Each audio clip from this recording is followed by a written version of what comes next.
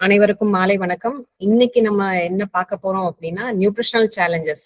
வயதானவர்களுக்கு என்னென்ன nutritional challenges இருக்கும், அதனால நம்ம அவங்களுக்கு என்னென்ன நியூட்ரிஷனல் ப்ராப்ளம்ஸ் இருக்கலாம், அதை நம்ம எப்படி ஓவர் கம் பண்றதுங்கிறத பார்க்க போறோம். ஸோ ஜென்ரலா வயதானவர்கள் இல்ல எல்டர்லி பாப்புலேஷன் சொல்றது அபவ் 60 இயர்ஸ், 60 வயசுக்கு மேல ஆனவங்களுக்கு நிறைய சேலஞ்சஸ் இருக்கும். அவங்களுக்கு நியூட்ரிஷனல் ரிஸ்க்கும் இருக்கு. அதே சமயம் அவங்களுக்கு தேவைகளும் மாறுபடும் நார்மல் அடல்ட்டை விட. ஸோ நம்ம பார்த்தோம்னா இந்தியால 10% அடல்ட் பாப்புலேஷன், 60 வயசுக்கு மேல ஆனவங்க 10% இருக்கிறோம். ஸோ அது 2031, அதாவது இன்னொரு 5 வருஷத்துல 19.4 crore மாறும். ஸோ எல்டர்லி பாப்புலேஷனோட ஆட்கள் எண்ணிக்கை அதிகமாக போகுது. அண்ட் இன் ஜென்ரலா பாத்தீங்கன்னா ஒரு 20-50% இவங்களுக்கு சத்து பற்றாக்குறை, மால் நியூட்ரிஷன் ரிஸ்க் இருக்கிறதுக்கான வாய்ப்புகள் அதிகமா இருக்குன்னு நிறைய ஸ்டடீஸ் சொல்லுது. அதே மாதிரி ஒரு 80% பேருக்கு மேல பாத்தீங்கன்னா ஏதாவது ஒரு கண்டிஷன், ஒண்ணு டயபெட்டிஸோ இல்ல ஹைப்பர் டென்ஷன் இருக்கோ, இல்ல மூட்டு வலி இருக்கு, இல்ல அவங்களுக்கு கரெக்டான ஆகாரம் கிடைக்காதனால அவங்களோட சர்வைவல் கம்மியா இருக்கலாம், இல்ல இன்னொருத்தங்களை சார்ந்து அவங்க வாழ வேண்டிய சூழ்நிலையில இருக்கலாம். ஸோ எப்படி பார்த்தாலுமே அவங்களுக்கு யாரெல்லாம் கேர் கொடுக்குறோமோ, வீட்டுல இருக்கிறவங்க பெரியவங்களுக்கு கொடுக்குறா இருந்தாலும் சரி, இல்ல ஒரு இன்ஸ்டிடியூஷன்ல இருக்கிறவங்களுக்கா இருந்தாலும் சரி, இல்ல ஒரு ஹாஸ்பிட்டலைஸ்ட் பேஷண்ட்ஸ்க்கா இருந்தாலும் சரி, வயதானவர்களுக்குன்னு பார்க்கும்போது நம்ம அவங்களுக்கு கண்டிப்பா நியூட்ரிஷனல் நீட்ஸ் கண்டிப்பா கரெக்டா நம்ம கொடுக்க வேண்டிய கட்டாயத்துல இருக்கிறோம்.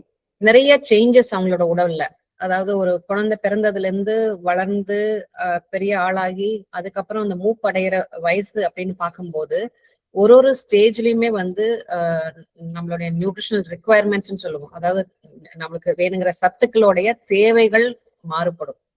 ஸோ அந்த ஒரு அடல்ட் ஃபுட்ல இருந்து நம்ம எல்டர்லி ஆகும்போது நம்ம உடல்ல நிறைய மாற்றங்கள் இருக்கும். ஸோ என்ன மாதிரி மாற்றங்கள் அப்படின்னு பார்த்தோம்னா, சில பேருக்கு செரிமான கோளாறுகள் இருக்கலாம், டைஜஸ்ட் ஆகிறது கம்மியா இருக்கலாம். அண்ட் நம்ம சாப்பிடுற புரதச்சத்து உடம்புல மசிலா பில்டப் ஆகாம ஒழுங்கா யூட்டிலைஸ் ஆகாம இருக்கும்போது நிறைய பேருக்கு இந்த மசில் லாஸ் இருக்கும். அதே மாதிரி பாடி காம்போசிஷன், நம்மளுடைய ஃபேட்டு மசில், நம்மளோட உடம்புல நிறைய சதைகள்ல மாற்றங்கள் இருக்கும்.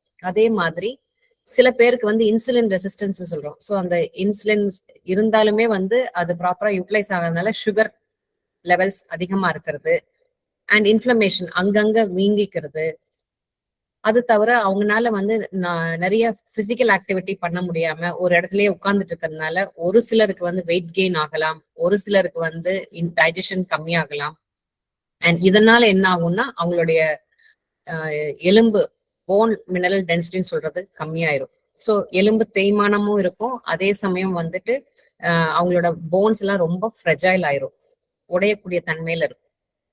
இது தவிர வேற என்ன சேலஞ்சஸ் நம்ம ஃபேஸ் பண்ணுவோம் வயதானவர்கள் கிட்ட அப்படின்னு பார்த்தோம்னா, நிறைய பேருக்கு என்னால முழுங்க முடியல, சாப்பிட்டா எனக்கு சரியா முழுங்க முடியல, தண்ணி குடிச்சா குறையேறுது, அந்த மாதிரி சொல்லுவாங்க, டிஸ்பேஜியான்னு சொல்லுவோம்.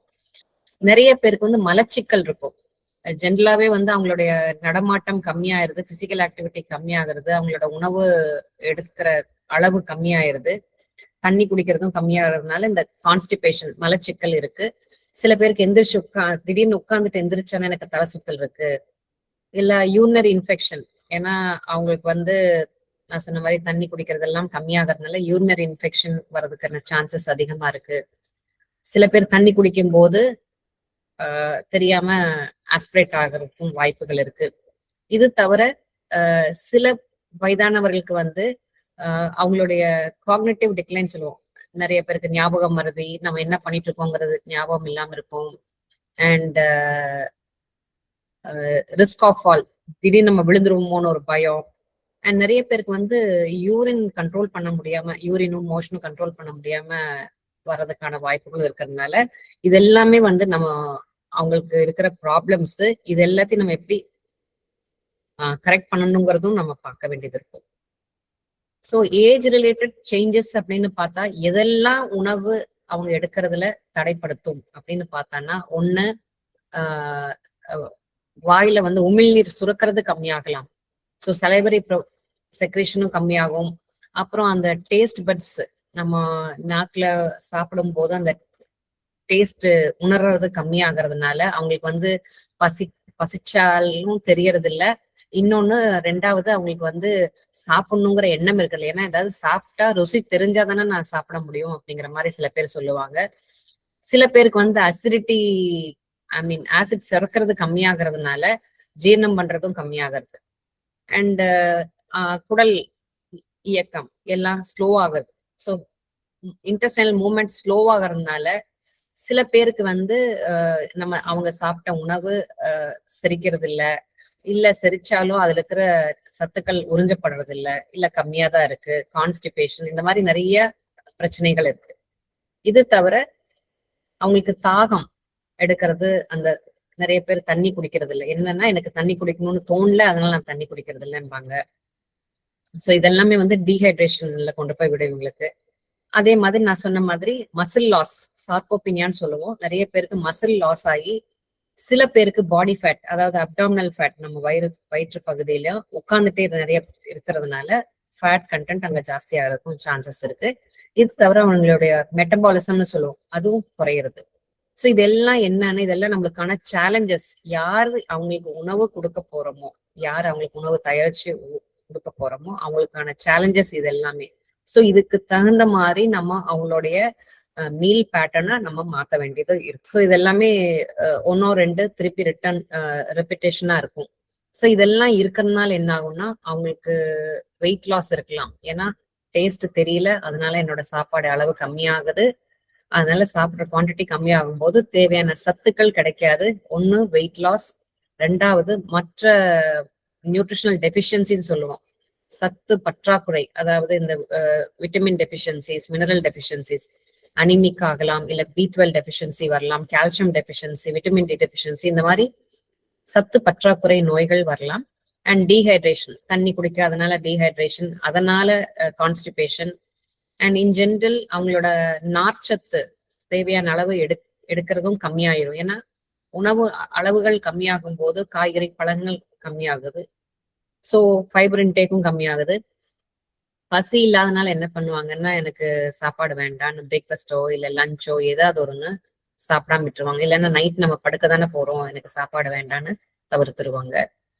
அண்ட் சில பேருக்கு அந்த ஸ்வாலோயிங் ப்ராப்ளம் இருக்கிறதுனால சம்டைம்ஸ் சாப்பிடும் போது தொண்டையில சிக்கிறது, இல்ல உணவு குழாய்க்கு பதிலா மூச்சு குழாயில உணவு போய் தங்குறது, இதெல்லாமே வந்து ஆஸ்பிரேஷன், இதெல்லாமே வந்து ப்ராப்ளம்ஸ் நம்ம ஃபேஸ் பண்ண வேண்டியது இருக்கும். சோ இவங்களுக்கு தேவைகள் என்னன்னு பார்த்தானா, அவங்களோட தேவைகள் மேபி நம்ம ஒரு 40 வயசு 30 வயசுல இருக்கிற அடல்ட்டுக்கான கேலரி தேவைப்படாது, கொஞ்சம் கம்மியா தேவைப்படும். ஆனா மினிமம் ஒரு 1500 இருந்து 1800 கேலரிஸ் வரைக்கும் தேவைப்படும். அவங்களுடைய சில பேர் ரொம்ப ஆக்டிவா இருப்பாங்க, அவங்களுக்கு ஜாஸ்தியா தேவைப்படும். சில பேர் ஒரே இடத்துல உட்கார்ந்துட்டு இருப்பாங்க, இல்ல நிறைய பேர் பெட் ரிட்டனா இருப்பாங்க, அவங்களுக்கு எல்லாமே வந்து நம்ம தேவையான அளவு கொடுத்தா போதும். பட் அந்த உணவுல எல்லாத்துலயுமே வந்து நம்ம என்ன கொடுக்குறோமோ அதுல வந்து நிறைய மைக்ரோ நியூட்ரியன் ரிச் ஃபுட்ஸா இருக்கணும். அதாவது இந்த விட்டமின்ஸ் அண்ட் மினரல்ஸ் நிறைய இருக்கிற மாதிரி பார்த்துக்கணும். அண்ட் ப்ராப்பர் ஹைட்ரேஷன் இருக்கணும், தேவையான அளவு தண்ணீர் நீராகாரம் கொடுக்கணும். அண்ட் நான் சொன்ன மாதிரி புரோட்டீன் லாஸ் இருக்கிறதுனால, மசில் லாஸ் இருக்கிறதுனால தேவையான அளவு நம்ம அடிக்குவேட்டா புரோட்டீன் கொடுக்கணும். அண்ட் சில பேருக்கு பாத்தீங்கன்னா கொலஸ்ட்ரால் லெவல்ஸ் ஜாஸ்தியா இருக்கும், நிறைய பேர் ஒபீஸா இருப்பாங்க. ஸோ நம்மளோட ஃபேட் டைஜஸ்ட் பண்றதும் கம்மியா இருக்கிறதுனால அவங்களுக்கு வந்து ஃபேட் ஆயிலி ஃபுட்ஸ் அதெல்லாமே கம்மி பண்ணணும்.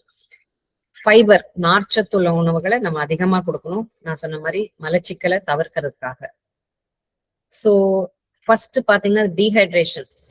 ஸோ நீராகாரம் அப்படின்னு எடுத்துட்டாவே நம்ம வந்து அவங்களுக்கு வந்து ஒரு நாளைக்கு மினிமம் 1.5 லிட்டர்ல இருந்து 2 லிட்டர் தண்ணி வரைக்கும் எடுக்கணும்.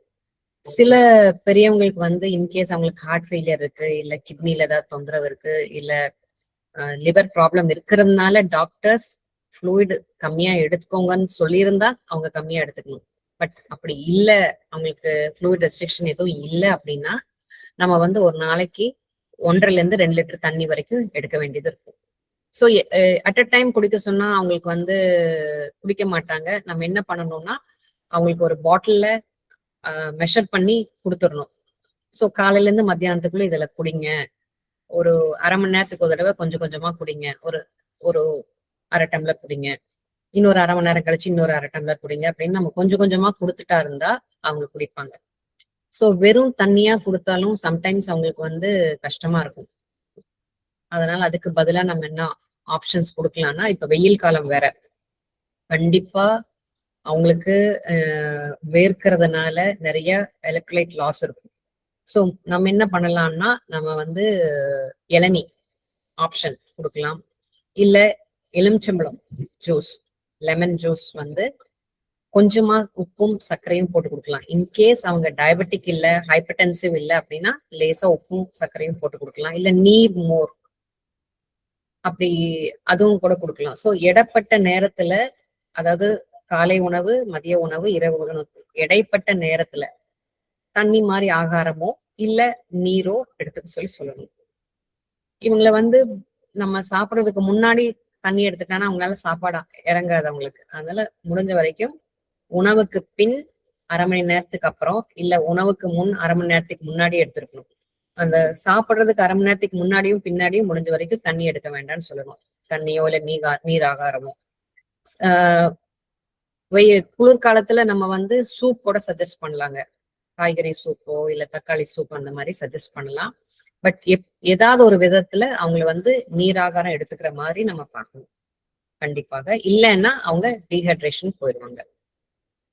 ரெண்டாவது ப்ராப்ளம் நான் என்ன சொன்னேன், நிறைய பேருக்கு வந்து ஸ்வாலோயிங் ப்ராப்ளம்ஸ் இருக்கும், டிஸ்பேஜியான்னு சொல்லுவோம். ஒரு எல்டர்லி பாப்புலேஷன்ல ஒரு 15-20% பேருக்கு இந்த ப்ராப்ளம் இருக்குது. அதே வந்து லாங் டேர்ம் ஒரு ஹோம்ல இருக்காங்க, இல்ல ஒரு ஹாஸ்பிட்டல் அட்மிட் ஆகுறாங்கன்னா அவங்களுக்கு ஒரு 30-50% பேருக்கு இந்த ஸ்வாலோயிங் ப்ராப்ளம்ஸ் இருக்கு. ஸோ இது எப்படி நம்ம கரெக்ட் பண்ணணும் அப்படின்னு பார்த்தானா, சில பேருக்கு வந்து லிக்விட் எடுத்தானா குறையேறும்.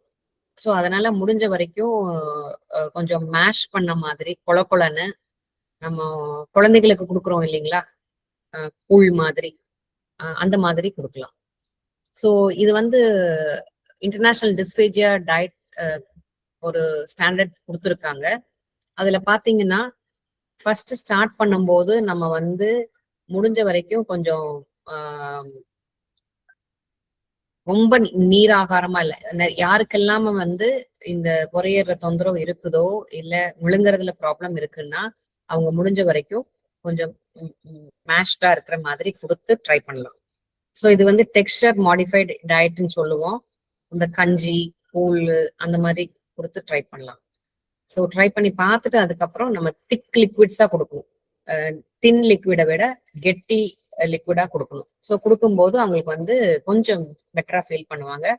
ஒன்ஸ் அவங்க நல்லா மெல்ல ஆரம்பிக்கிறாங்கும் போது கொஞ்சம் கொஞ்சமா நம்ம வந்து மற்ற உணவுகளை கொடுக்கலாம். ஸோ டிஸ்பேஜியா ஃப்ரெண்ட்லி பிரேக்ஃபாஸ்ட்னு பார்த்தா நம்ம ராகி கூழ் இல்ல அரிசி கஞ்சி, கோதுமை கூழ். கோதுமை வந்து நம்ம வந்து கோதுமை மாவுல பண்ணா பெட்டர், ஏன்னா அது பருக்கையா இருந்தாலும் சில பேருக்கு அது ப்ராப்ளம்ஸ் வரும்.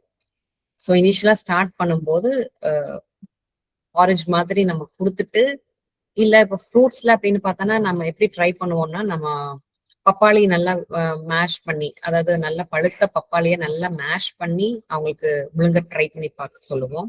அவங்களால முழுங்க முடிஞ்சதுன்னா அடுத்தடுத்தது நம்ம மாத்தி கொடுப்போம்.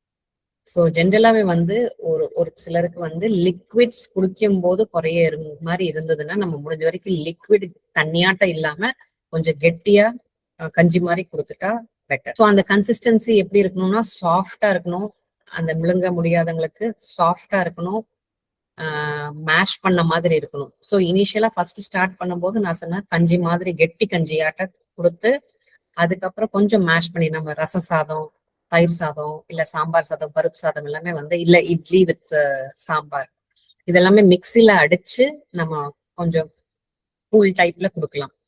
அதுக்கு அடுத்தது கன்சிஸ்டன்சி வந்து கொஞ்சம் ரொம்ப மிக்சியில் அடிக்காம நம்ம கையில பிணைஞ்சு கூழ் மாதிரி இருக்கிற மாதிரி கொடுக்கலாம். அது டாலரேட் பண்ணிட்டாங்கும் போது நம்ம அடுத்தது வந்து இட்லிவே நல்லா கையிலேயே பிணைஞ்சு சாஃப்டா கொடுக்கலாம். இட்லி இல்ல புட்டு, இடியாப்பம், இல்ல சாம்பார் சாதம், அந்த மாதிரி தயிர் சாதம் அந்த மாதிரி எல்லாம் கொடுக்கலாம். ஸோ முடிஞ்ச வரைக்கும் எந்த ஒரு வயதானவர்களுக்கும் அவங்களுக்கு போதும்னு சொல்லிட்டா நம்ம விட்டுறணும். ஏன்னா அவங்க, நான் சொன்னேன், அவங்களோட ஜீரணம் கம்மியா இருக்கும், ஜீரண சக்தி கம்மியா இருக்கும். அதே சமயம் அவங்களுக்கு வந்து அட் அ டைம் நிறைய சாப்பிட முடியாத மாதிரி இருந்ததுன்னா நம்ம என்ன பண்ணலாம்னா, இப்ப பெரியவங்க ஒரு 30-40 வயசுல அப்படிங்கும்போது பிரேக்ஃபாஸ்ட், லஞ்ச் அண்ட் டின்னர் சாப்பிட்டா போதும்பாங்க. பட் இவங்களுக்கு வந்து அட் அ டைம் என்னால அவ்வளவு சாப்பிட முடியல, நெஞ்சு கறிக்கிற மாதிரி இருக்கு அப்படின்னு எல்லாம் சொன்னாங்கன்னா ஸ்மால் ஃப்ரீக்வெண்ட் மீல் சஜஸ்ட் பண்ணுவோம். எப்படி கொடுக்கலாம்னா, காலையில பிரேக்ஃபாஸ்ட் மேபி ஒரு 2 இட்லி கொடுக்கலாம். இடையில ஏதாவது குடிக்கிறதுக்கோ இல்ல சாப்பிட்றதுக்கோ ஃப்ரூட்ஸோ அந்த மாதிரி கொடுக்கலாம். மதிய உணவு, மறுபடியும் ஈவினிங், மறுபடியும் நைட், அப்படி பிரிச்சு கொடுக்கும்போது அவங்கனால அதை எடுத்துக்க முடியும். அதே மாதிரி ரொம்ப ஆயிலியான ஃபுட்ஸையும் அவாய்ட் பண்றது பெட்டரு. ஆயிலியா இருக்கிறது, நம்ம எண்ணெயில பொரிச்சு எடுக்கிறது, ரொம்ப ட்ரையா இருக்கிற ஃபுட்ஸ், பேக்கெட் உணவுகள் அதெல்லாமே அவாய்ட் பண்றது நல்லது. அண்ட் இன்கேஸ் அவங்க உட்கார்ந்து சாப்பிட போறாங்க அப்படின்னா வேற எந்த ஒரு டிஸ்ட்ராக்ஷனும் இல்லாம பாத்துக்கோங்க. பேசிட்டே சாப்பிட்றதோ இல்ல படுத்துட்டு சாப்பிட்றதோ இல்ல சாஞ்சிட்டு சாப்பிட்றதோ நம்ம என்கரேஜ் பண்ணக்கூடாது. முடிஞ்ச வரைக்கும் உட்கார்ந்து சாப்பிட்டா பெட்டர். ஏன்னா இந்த சோக்கிங், சாப்பிடும்போது ஏதாவது குறையறாம இருக்கணும் அப்படின்னா இதெல்லாம் நம்ம கடைபிடிக்க வேண்டியது இருக்கும். அதே மாதிரி நான் சொன்ன மாதிரி சாப்பிடும்போது தண்ணி குடிக்காம இருக்கிறது நல்லது. ஸோ இந்த மாதிரி மேஷ்டு பாத்தீங்கன்னா இந்த கூழ் மாதிரியான உணவுகளை ஃபர்ஸ்ட் அவங்களுக்கு கொடுத்து ட்ரை பண்ணலாம். அப்புறம் திக் லிக்விட்ஸா கொடுக்கலாம். அப்புறம் இந்த பாருங்க, சூப்பே வந்து நம்ம கெட்டியா சூப் கொடுக்கலாம். ஸோ தட் எனக்கு பல் இல்லை, என்னால சாப்பிட முடியாது. நிறைய பேர் என்ன பண்ணுவாங்கன்னா, எனக்கு பல் இல்லை அதனால நான் காய்கறியே சாப்பிட்றது இல்லாமாங்க, எனக்கு பல் இல்லை அதனால நான் கடிச்சு சாப்பிட முடியாதனால பழங்களே சாப்பிட்றது இல்லைன்னு சொல்லுவாங்க. அந்த மாதிரி இருக்கிறவங்களுக்கு வந்து நம்ம வெஜிடபிள்ஸை இந்த மாதிரி ஃபார்ம்ல கொடுக்கலாம். சட்னி ஃபார்ம்லயோ இல்ல இந்த மாதிரி திக் பியூரி ஃபார்ம்லயோ வேக வச்சு நம்ம மேஷ் பண்ணி கொடுத்துடலாம். ஃப்ரூட்ஸும் அதே மாதிரிதான். ஆப்பிளோ இல்ல கொய்யாப்பழம் எல்லாத்தையுமே வந்து நம்ம மேஷ் பண்ணி கொடுக்கலாம். ஆப்பிள் எல்லாமே வந்து நம்ம ஸ்டியூவுட் ஆப்பிள்னு சொல்லுவோம். வேக வச்சு, அளவா வேக வச்சு நம்ம அதை மேஷ் பண்ணி அப்படியே எடுத்து ஸ்பூன்ல சாப்பிட்ற மாதிரி கொடுக்கலாம். இந்த மாதிரி இந்த மாதிரி ஃபார்ம்ல கொடுக்கலாம். அண்ட் இந்த மாதிரி பருப்பு சாதம், சாம்பார் சாதம், தயிர் சாதம் இதெல்லாம் எது அவங்களுக்கு ஈஸியா சாப்பிட முடியுதோ, மெல்ல முடியுதோ, எது அவங்களுக்கு டைஜஸ்ட் ஆகுமோ அந்த மாதிரி உணவுகளை கொடுக்கறது பெட்டர். தயிர் ஆக்சுவலா ரொம்ப ஹெல்ப்ஃபுல்லா இருக்கும். ஏன்னா நம்மளுக்கு அதுல நல்ல பாக்டீரியா இருக்கு. ஸோ நம்மளோட கட்டு, நம்மளுடைய இன்டெஸ்டைன்ஸை நல்லா ஹெல்த்தியா வச்சுக்கிறதுக்கு அது கண்டிப்பா தேவைப்படும். அண்ட் நான் சொன்னேன் இவங்களுக்கு எல்லாம் நிறைய விட்டமின் B12 டெஃபிஷியன்சி இருக்கும்னு. அண்ட் இன்கேஸ் நான்வெஜ்ஜே எடுக்காதவங்களுக்கு கண்டிப்பா அவங்க பாலும் தயிரும் எடுக்கணும். சில பேருக்கு எனக்கு பால் எடுத்தா சேராதும்பாங்க, அட்லீஸ்ட் தயிராது சேர்த்திக்கிறது நல்லது. ஸோ இன்டைஜஷன் நான் சொன்னேன், அவங்களுடைய செரிமானம் கம்மியா இருக்கு. ஸோ செரிமானம் கம்மியா இருக்கும்போது அதுக்கு தகுந்த மாதிரி அவங்களுடைய உணவுல வந்து நார்ச்சத்து அதிகமா இருக்கணும். அப்படி இல்லை அப்படின்னா அவங்களுக்கு வந்து மலச்சிக்கல் வரும் ஒண்ணு. ரெண்டாவது வந்து சில பேருக்கு வந்து ரிஃப்ளெக்ஸ், அவங்களுடைய குடல்ல வந்து அந்த ஈசோஃபேகஸ் சொல்லுவோம், உணவு குழாய் ஸ்டமக்ல போய் ஜாயின் ஆகிற இடத்துல வந்து ஒரு ஸ்பிங்டர் இருக்குங்க, ஒரு வால்வ் இருக்கும், நான் ரிட்டர்ன் வால்வ் மாதிரி. உள்ள நம்ம என்ன சாப்பிட்டாலும் அந்த ஆசிட் மேல வராம அந்த வால்வ் பார்த்துக்கும். பட் ஒரு ஏஜ் ஆனதுக்கு அப்புறம் என்ன ஆகும்னா அந்த வால்வ் கொஞ்சம் விரிஞ்சிரும், ஸோ லூஸா இருக்கும். அப்போ நம்ம வந்து அதனாலதான் வந்து ஸ்மால் ஃப்ரீக்வெண்ட் மீல்ஸ் கொஞ்சம் கொஞ்சமா கொடுக்கணும் அப்படின்னு சொல்றது. கொஞ்சம் கொஞ்சமா சாப்பிடணும், அட் அ டைம் நிறைய சாப்பிடும். ஸோ அது என்ன ஆகும்னா ஆசிட் மேல வர்றதுக்கு பார்க்கும். ஆசிட் மேல வரும்போது அந்த நெஞ்செரிச்சல் இருக்கும். ஸோ அதனாலதான் வந்து உட்கார்ந்துட்டு சாப்பிடணும். அதே சமயம் ஸ்மால் ஃப்ரீக்வெண்ட் மீல்ஸ் பிளஸ் நம்ம கான்ஸ்டிபேஷன், மலச்சிக்கல் வராம தடுக்கிறதுக்கு at least 20 to 25 grams of fibre daily எடுக்கணும். ஸோ அது எப்படி எடுக்கலாம் அப்படின்னா, கண்டிப்பா நம்மளுடைய உணவுல ஒரு 2-3 சர்விங்ஸ், அதாவது ஒரு 100-200 கிராமாவது பழங்கள் எடுக்கணும், ஒரு 300 கிராமாவது காய்கறிகள் எடுக்கணும். ஸோ கண்டிப்பா வந்து தண்ணி நிறைய குடிக்கணும். ஸோ இது இருந்துட்டாவே வந்து ஆட்டோமேட்டிக்கா நம்மளுக்கு தேவையான நார்ச்சத்தும் கிடைச்சிரும், அதே சமயம் மலச்சிக்கலும் இல்லாம கரெக்ட் பண்ணிடலாம். இது மட்டும் போதுமா அப்படின்னா பத்தாது. ஏன்னா நம்ம புரதம் எடுக்கிறோம் அப்படின்னா அந்த புரதச்சத்து உள்ள உணவுகளை எடுக்கும் போது அந்த புரதம் உடல்ல நம்ம மசில் டெவலப் ஆகணும்னா எக்ஸசைஸ் கண்டிப்பா தேவை. அதே சமயம் உங்களுடைய போன் ஸ்ட்ரென்த், ஒரே இடத்துல நம்ம உட்கார்ந்துட்டு இருக்கும் போது அந்த போன்ஸ் எல்லாம் ரொம்ப இதாயிரும். அதாவது அந்த காலத்துல சொல்லுவாங்க, யூஸ் பண்ணாம ஒரு சைக்கிள் அப்படியே இருந்தான்னா வேலைக்கே ஆகாதுன்னு. அதே மாதிரிதான் நம்மளோட உடம்புல இருக்கிற எல்லா பாகங்களையும் நம்ம வந்து அப்பப்ப யூஸ் பண்ணல அப்படின்னா அது வந்து கைலாங்கடைக்கு தான் போடணும்னு சொல்லுவாங்க சைக்கிள. அதே மாதிரி நம்மளோட உடல் உள்ள எல்லா பாகங்களையும் நம்ம இயக்கணும். இயக்கும் போது போன்ஸும் ஸ்ட்ராங் ஆகும், மசில் டெவலப்மெண்ட் இருக்கும், அண்ட் ரத்த ஓட்டம் சீரடையும். ஸோ ரத்த ஓட்டம் சீரடையும் போது என்ன ஆகும்னா, நல்ல பிளட் சர்க்குலேஷன் இருக்கும்போது நம்ம சாப்பிடுற உணவுகள் எல்லாமே நல்லா செரிமானமாகும். அண்ட் சாப்பிட்ட உணவுல இருந்து கிடைக்கக்கூடிய எல்லா சத்துக்களும் எல்லா உறுப்புகளுக்கும் கொண்டு போய் சேர்த்தும்.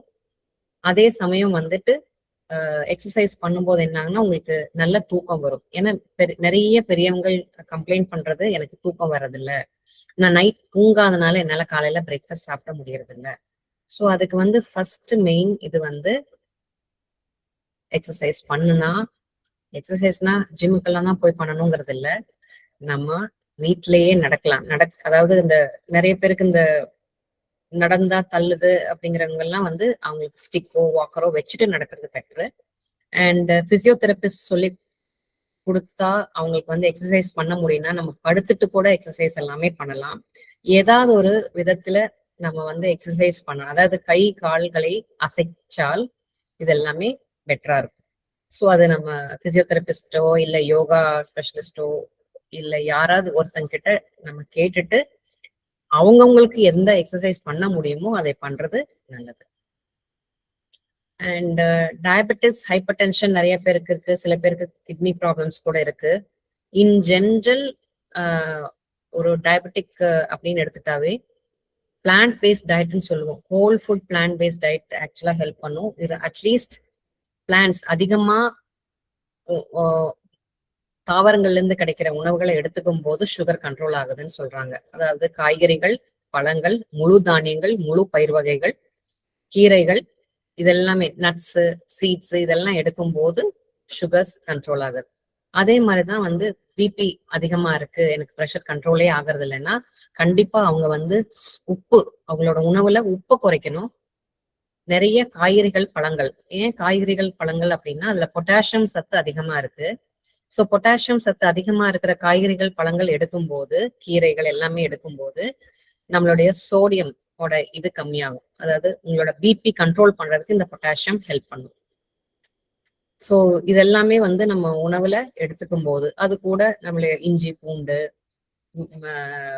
மஞ்சள் இதெல்லாம் சேர்த்தும் போது உங்களுக்கு பிபி கண்ட்ரோல் பண்ணும். ஒரு சின்ன டிப் என்ன அப்படின்னா, இங்க கண்டிப்பா பழங்கள் எடுக்கணும், காய்கறிகள் எடுக்கணும். அண்ட் இந்த ஹைபிஸ்கஸ் டீன்னு சொல்லுவோம், நம்மளுடைய 5 இதழ் இருக்கிற ஹைபிஸ்கஸ் செம்பருத்தி பூ. அந்த செம்பருத்தி பூ அந்த 5 பூவை எடுத்து அந்த இதழ்களை மட்டும் எடுத்து கொஞ்சம் ஒரு டம்ளர் தண்ணியில நம்ம போட்டு ஒரு கொதி வந்ததுக்கு அப்புறம் அதை இறக்கி வச்சுட்டு அதுல எலுமிச்சம்பழம் பிழிஞ்சிட்டு வடிகட்டி குடிச்சோம் அப்படின்னா உங்களுக்கு பிபி இருக்கிறவங்களுக்கு கண்ட்ரோல் ஆகிறதுக்கான சான்சஸ் அதிகம். மேபி ஒரு நாளைக்கு ஒரு தடவை கூட எடுத்துக்கலாம். அதே மாதிரி நம்மளோட இந்திய உணவுல பாத்தீங்கன்னா நிறைய ஹெர்ப்ஸ் அண்ட் ஸ்பைசஸ் இருக்கு. ஸோ முடிஞ்ச வரைக்கும் இந்த sugars, salted foods, fried foods எல்லாமே அவாய்ட் பண்ணிட்டு நம்ம வந்து ஃப்ரெஷ் ஃப்ரூட்ஸ் இன்க்ளூட் பண்ணலாம். முளைக்கட்டின தானியங்கள், முளைக்கட்டின பயிர் வகைகளை யூஸ் பண்ணலாம். அப்புறம் நிறைய நம்மளுக்கு புதினா, மல்லி இந்த மாதிரி எல்லாம் இருக்கு இல்லைங்களா, அதெல்லாம் சேர்த்தும் போது லெமன், நம்ம எந்த உணவுல லெமன் வேணுமோ லெமன் ஸ்குவீஸ் பண்ணிட்டா முளைக்கட்டின பயிறு, அதுல கொஞ்சம் காய்கறிகள் எல்லாமே கட் பண்ணி போட்டு லெமன் ஸ்குவீஸ் பண்ணிட்டு கொஞ்சம் கொத்தமல்லி தழை கட் பண்ணி போட்டுட்டா உப்பே போட வேண்டியதில்லை. ஸோ எப்படியெல்லாம் கட் டவுன் பண்ணலாமோ சால்ட்டை அப்படியும் கட் டவுன் பண்ணலாம். பட் நம்ம வந்து பிபி நம்ம செக் பண்ணிக்கணும். பிபி அதிகமா இருக்கிறவங்களுக்கு இதெல்லாம் பண்ணணும். இன்கேஸ் சில பேருக்கு எனக்கு எப்பவுமே பிபி லோவா இருக்கிறவங்க நார்மலான சால்ட் இன்டேக் எடுத்துக்கணும். ஸோ இன் ஜென்ரல் ஒரு வயதானவர்கள் என்ன எடுத்துக்கணும் அப்படின்னா, அவங்களுடைய உணவுல முழு தானியங்கள் இருக்கணும், முழு பயிர் வகைகள் இருக்கணும். அண்ட் அது தவிர புரோட்டீன் ரிச் ஃபுட்ஸ், பருப்பு பயிர் வகைகள் நிறைய இருக்கணும். ஏன்னா சில பேர் வெஜிடேரியன் இருக்காங்கன்னா அவங்க பருப்பு பயிர் வகைகள் நட்ஸ், சீட்ஸ் இதெல்லாம் இன்க்ளூட் பண்ணிக்கோங்க. ஏன்னா புரோட்டீன் கண்டிப்பா தேவை. அதே மாதிரி நான் வெஜிடேரியன்னா ஃபிஷ் எடுத்துக்கலாம். எண்ணெயில பொரிக்காத ஸ்டீம்டு ஃபிஷ்ஷோ இல்ல குழம்பு மாதிரி வச்சு எடுத்துக்கலாம். அண்ட் எக் ஒயிட், முழு முட்டைக்கு பதிலா எக் ஒயிட்ஸ் எடுத்துக்கலாம். அண்ட் லீன் கட்ஸ் ஆஃப் மீட்னு சொல்லுவோம், இந்த எலும்போடு இருக்கிற சத பகுதி எடுத்துக்கலாம், கொழுப்பு இல்லாம எடுத்துக்கலாம். அண்ட் பன்னீர் இல்ல சோயா அதெல்லாம் இன்க்ளூட் பண்ணும்போது நம்மளுக்கு மில்க் இப்ப எல்லாமே இடத்துலயுமே வந்து லோ ஃபேட் மில்க் கிடைக்குதுங்க. இல்ல அந்த ஆவின்ல 3% ஃபேட் இருக்கிற மில்க் நம்ம காய்ச்சி மேல ஆடை எடுத்துட்டு கூட யூஸ் பண்ணிக்கலாம். தயிரை வந்து மோராக்கி யூஸ் பண்ணிக்கலாம். ஸோ இதெல்லாம் சேர்த்தும் போது நம்மளுக்கு தேவையான ப்ரோட்டீன்ஸ் கிடைச்சிடும். ஸோ கிரீன் லீஃப் கீரைகள் ஏதாவது ஒரு ஃபார்ம்ல கீரைகள் எடுத்துட்டான்னா நம்மள அதுல கீரையில நிறைய சத்துக்கள் இருக்கு, விட்டமின்ஸ் இருக்கு, மினரல்ஸ் இருக்கு, அயன், கால்சியம், B12 எல்லாம், சாரி B12ங்கிற விட்டமின் B2, B1 எல்லாமே இருக்கு, தைமின். ஸோ இதெல்லாமே இன்க்ளூட், விட்டமின் சி எல்லாமே இருக்கு. ஸோ முடிஞ்ச வரைக்கும் கீரைகள் நிறைய எடுத்துக்கோங்க. எதெல்லாம் தவிர்க்கணும், இதெல்லாம் தொடவே வேண்டாம் அப்படிங்கிறது இல்ல, முடிஞ்ச வரைக்கும் அவாய்ட் பண்றது நல்லது. எண்ணெயில பொரிச்ச உணவுகள், பாக்கெட்ல டின்ல அடைத்த உணவுகள், ஏன்னா அதுல எல்லாத்துலயுமே வந்து ப்ரிசர்வேட்டிவ்ஸ் இருக்கும். ப்ரிசர்வேட்டிவ்ஸ்ல முடிஞ்ச வரைக்கும் நிறைய சோடியம் கண்டென்ட் இருக்குங்க. உப்போ இல்ல ஏதாவது ஒரு பதப்படுத்துறதுக்காக சோடியம் இருக்கும்.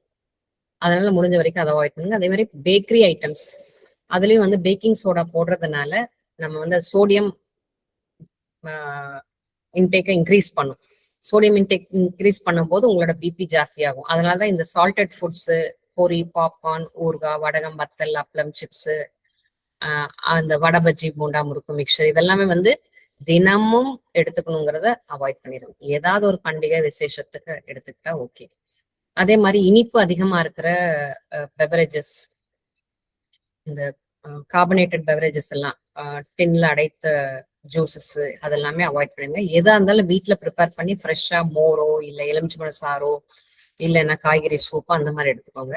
இந்த அல்ட்ரா ப்ராசஸ்ட் ஃபுட்ஸ் அவாய்ட் பண்ணுங்க. எதுலெல்லாம் அதிக உப்பு, எதுலெல்லாம் அதிக எண்ணெய், எதுலெல்லாம் அதிக சர்க்கரை இருக்குதோ அதெல்லாம் முடிஞ்ச வரைக்கும் அவாய்ட் பண்ணுங்க. ஏன்னா உங்களுடைய ஜீரணத்தையும் ஜீரண சக்தியும் இது பண்ணிவிடும். அதே சமயம் உங்களுடைய சுகரோ ப்ரெஷர் எது இருந்தாலுமே அதைய அதிகம் பண்ணும். ஸோ இது வந்து மை பிளேட்னு சொல்லுவோம்.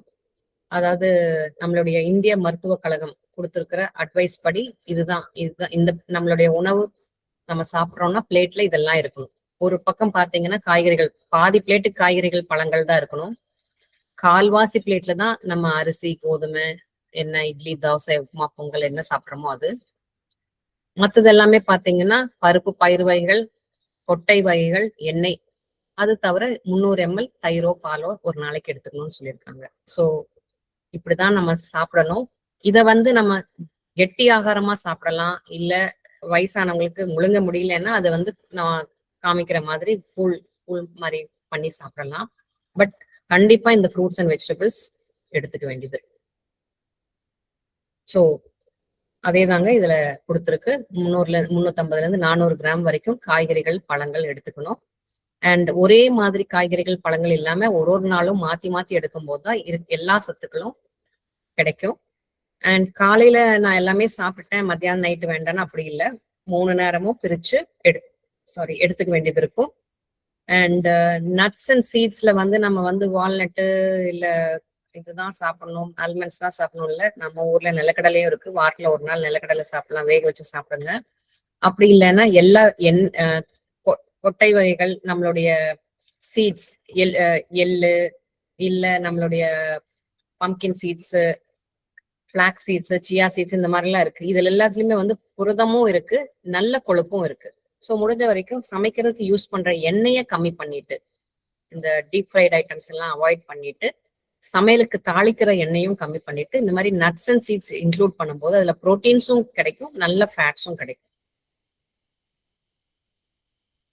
ஸோ இது வந்து few examples of breakfast items. நம்ம அவங்க என்ன சாப்பிடலாம், நல்லா கெட்டியாகாரமா சாப்பிடலாம் அப்படிங்கிறவங்களுக்கு இட்லி, தோசை அந்த மாதிரி கொடுக்கலாம். உப்புமா, பொங்கல், கிச்சடி, இல்ல சேவை, வெஜிடபிள்ஸ் எல்லாம் நிறைய போட்ட மாதிரி சேவை, அப்படி என்னால மென்னு சாப்பிட முடியல, எனக்கு பல்லு இல்ல அப்படிங்கிறவங்களுக்கு நம்ம இந்த மாதிரி கூழ், ராகி கூழோ இல்ல கிச்சடின்னு சொல்லுவாங்க, நார்த் இந்தியன் கிச்சடின்னு. அதுல பருப்பும் அரிசியும் போட்டு கொஞ்சம் வெஜிடபிள்ஸும் போட்டு அது வந்து நம்ம ஒரு ப்ரிப்பரேஷன், அந்த மாதிரியும் நம்ம கொடுக்கலாம்.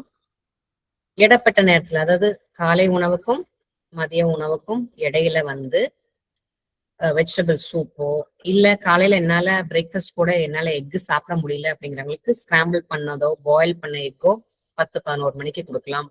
இல்ல நான் ஃப்ரூட்ஸ் சாப்பிட்றேங்கிறவங்களுக்கு பப்பாளி இல்ல கொய்யாப்பழம் கடிக்க முடியாதவங்களுக்கு பப்பாளி கொடுக்கலாம், வாழைப்பழம் கொடுக்கலாம். அந்த மாதிரி சாஃப்ட் ஃபுட்ஸ் எல்லாம் கொடுக்கலாம். அண்ட் ஆப்பிள் வந்து இந்த மாதிரி மேஷ் பண்ணி கூட கொடுக்கலாம், வேக வச்சு மசிச்சு கொடுக்கலாம், பல்லு இல்லை என்னால சாப்பிட முடியாதவங்களுக்கு. அண்ட் இடப்பட்ட நேரத்துல எனக்கு இதெல்லாம் வேண்டாம் சாப்பிட, குடிக்கிறதுக்கு ஏதாவது வேணா இளநியோ இல்ல எலுமிச்சம்பழ சாறோ இல்ல நீர் மோரோ எடுத்துக்க சொல்லி கொடுக்கலாம். பட் ஏதாவது ஒண்ணு ஸ்மால் ஃப்ரீக்வென்ட் மீல்ஸ்ன்னு சொல்றேன் இல்லைங்களா, அந்த மாதிரி இடப்பட்ட நேரத்துலயும் நம்ம கொடுக்கணும். மதிய உணவுக்கு இந்த மாதிரி காய்கறிகள், பருப்பு, தயிர், ரைஸ், கீரை இந்த மாதிரி இருக்கிறது எல்லாமே இருக்கிற மாதிரி பார்த்து நம்ம கொடுக்க வேண்டியது இருக்கும். இந்த மாதிரி ரைஸ் வந்து விதை விதையா இருக்கிற மாதிரி இருக்குன்னா டபுள் பாயில் பண்ணி நம்ம கொடுக்கலாம், நல்லா வேக வச்சு கொடுக்கலாம். இல்ல எனக்கு இப்படி சாப்பிடவே முடியாதுங்கிறவங்களுக்கு நம்ம சாதத்தையும் சாம்பாரையும் பருப்போ எதா இருந்தாலும் நல்லா மேஷ் பண்ணி கொடுக்கலாம், மிக்சியில அடிச்சு கொடுக்கலாம், இல்ல நல்லா வேக வச்சு நல்லா கூழ் மாதிரி கரைச்சு கூட கொடுக்கலாம். ஸோ அப்படி மிக்சியில அடிக்கிறோம் அப்படின்னா காய்கறிகளையும் சேர்த்து போட்டு அடித்து கொடுக்கலாம். ஸோ இந்த மாதிரி கன்சிஸ்டன்சில கொடுக்கலாம். ஒரு ஃப்ரூட்டாவோ இல்ல இது வந்து பம்கின் வேக வச்சது, அரசாணிக்காய் வேக வச்சது கூழ் மாதிரி, இது வந்து கஞ்சி கூழ் மாதிரி கொடுக்குறோம். சாஃப்ட் பாயில்டு எக்ஸா கொடுக்கலாம், இல்ல ஸ்கிராம்பிள்டு, இல்ல இதை கொஞ்சம் பால் ஊற்றி முட்டையை உடைச்சு போட்டு நல்லா சாஃப்ட் ஸ்கிராம்பிள்டு எக்காவும் கொடுக்கலாம். பட் ஏதாவது ஒரு விதத்துல நம்ம வந்து பருப்போ இல்ல முட்டையோ இல்ல மீனோ ஏதாவது ஒன்று கொடுக்கணும் அவங்களுக்கு புரதத்துக்காக. ஈவினிங் டீ டைம்ல வந்து நம்ம வந்து சுண்டல் ஏதாவது கொடுக்கலாம், ஏன்னா புரதம் கண்டிப்பா வேணும்னு சொன்னேன். அதனால இது வந்து முளைக்கட்டி அவங்களால சாப்பிட முடியும் அப்படின்னா முளைக்கட்டின பயிறு வித் வெஜிடபிள்ஸோட கொடுக்கலாம் இந்த மாதிரி. இல்ல வேக வச்சு தாளிச்சு கொடுக்கலாம், இல்ல இதை வந்து கொஞ்சம் மசிச்சு கூட கொடுக்கலாம், இல்ல ஒரு நாள் வந்து இந்த மாதிரி கொழுக்கட்டை கொடுக்கலாம், கொழுக்கட்டை பணியாரம், இல்ல இந்த சத்து மாவு உருண்டைகள். சுகர் இல்ல அப்படிங்கிறவங்களுக்கு இந்த மாதிரி சத்து மாவு உருண்டைகள், நம்மளுடைய எள் உருண்டை, கடல் உருண்டை, பாசிப்பருப்பு உருண்டை, பச்சை பயிர்லயே உருண்டை, அந்த மாதிரி எல்லாம் பண்ணி கூட கொடுக்கலாம். ஸோ அவங்களுக்கு வந்து சின்னதா இருந்தாலும் அவங்களுக்கு அதுல நிறைய சத்துக்கள் இருக்கிற மாதிரி இருக்கும்போது, என்னால நிறைய சாப்பிட முடியாதுங்கிறவங்களுக்கு கொஞ்சமா சாப்பிட்டாலும் நிறைய சத்துக்கள் கிடைக்கிற மாதிரி நம்ம கொடுக்கணும். இரவு உணவு வந்து கொஞ்சம் ஏர்லியரா கொடுக்கறது பெட்டருங்க. ஒரு 7-7:30க்குள்ள சாப்பிட்டாங்கன்னா அவங்களுக்கு வந்து ஜீரணம் ஆகுறது, அதாவது படுக்கிறதுக்கு ஒரு 2 மணி நேரம் முன்னாடி சாப்பிடணும். மற்றவங்க எல்லாம் வயதானவர்களுக்கு வந்து முடிஞ்ச வரைக்கும் நம்ம வந்து ஒரு 3 மணி நேரம் இருந்தா பெட்டர். ஏன்னா அவங்களுக்கு வந்து படுத்த உடனே நெஞ்சுக்கு மேல வர்ற மாதிரி இருக்கு, நெஞ்சு கரிக்கிற மாதிரி இருக்கு, எனக்கு ஒரு மாதிரி அடைச்ச மாதிரி இருக்குன்னு எல்லாம் சொல்லுவாங்க. ஸோ 7 மணிக்கு சாப்பிட்றது பெட்டர். ஸோ நைட்டுக்கும் வந்து இந்த மாதிரி ஏதாவது சாஃப்டான ஃபுட்ஸும் நம்ம ஆப்ஷன்ஸ் கொடுக்கலாம். கண்டிப்பா தினம் ஒரு கீரை ஏதாவது ஒரு ஃபார்ம்ல, ஒண்ணு கீரை பருப்பு கூட போட்டோ இல்ல பொரியல் மாதிரியோ இல்ல மசியல் மாதிரி கொடுக்கலாம், இல்ல இந்த மாதிரி சட்னி, புதினா சட்னி, கொத்தமல்லி சட்னி, கருவேப்பிலை சட்னி, இல்ல கருவேப்பிலை பொடி மாதிரி பண்ணி வச்சுட்டு கூட அவங்க சாதத்துலயோ இல்ல ரசம் பண்ணும்போது ரசத்துல பிணைஞ்சு சாப்பிட்றதுக்கு, அந்த மாதிரி ஏதாவது ஒரு ஃபார்ம்ல அவங்களுக்கு கீரை கொடுத்தான்னா அதுல இருந்து கிடைக்கிற பெனிஃபிட்ஸும் இது கிடைக்கும். அண்ட் வெஜிடபிள்ஸ் வந்து இந்த ஃபார்ம்லயும் நம்ம கொடுக்கலாம். என்னால பொரியல் மாதிரி சாப்பிட முடியல, கூட்டு மாதிரி சாப்பிட முடியல அப்படிங்கிறவங்களுக்கு இந்த மாதிரி சூப் ஃபார்ம்ல கொடுக்கலாம், இதுவே மஷ்ரூம் கொடுக்கலாம். இந்த மாதிரி நிறைய ஆப்ஷன்ஸ் இருக்கு. நம்ம தான் வந்து அவங்களுக்கு எந்த மாதிரி கொடுத்தா அவங்க சாப்பிட முடியுமோ அந்த மாதிரி நம்ம ட்ரை பண்ணி கொடுக்கணும். ஸோ இதெல்லாம் டிஃப்ரெண்ட் ஆப்ஷன்ஸுங்க. மில்லட், அதாவது வெள்ளை தோசை மட்டும், வெள்ளை இட்லி மட்டும் கொடுக்காம நம்ம சிறுதானியத்திலயும் வந்து தோசை, இட்லி, அந்த மாதிரி இடியாப்பம், சேவை, பொங்கல் அந்த மாதிரியும் கொடுக்கலாம். ஸோ இதெல்லாம் ஆப்ஷன்ஸ். சோள தோசை, பீட்ரூட் தோசை, என்னால பீட்ரூட் கடிச்சு சாப்பிட முடியலங்களுக்கு வேக வச்சு மஷ் தோசை மாவுலையோ இட்லி மாவுலையோ மிக்ஸ் பண்ணி கொடுக்கலாம். கீரையும் அந்த மாதிரி பண்ணலாம், கேரட் அந்த மாதிரி பண்ணலாம், வெஜிடபிள்ஸ் எந்த வெஜிடபிளா இருந்தாலும் அந்த மாதிரி மேஷ் பண்ணி கொடுக்கலாம். அண்ட் பச்சை பயிறு தோசை, அடை தோசை, இடியாப்பம், ராகி சேவை, ராகி இடியாப்பம், புட்டு வித் கடலைக்கறி, இந்த மாதிரி ஆப்ஷன்ஸ், கிச்சடியோ பொங்கலோ சிறுதானியத்துல செஞ்சு கொடுக்கலாம்.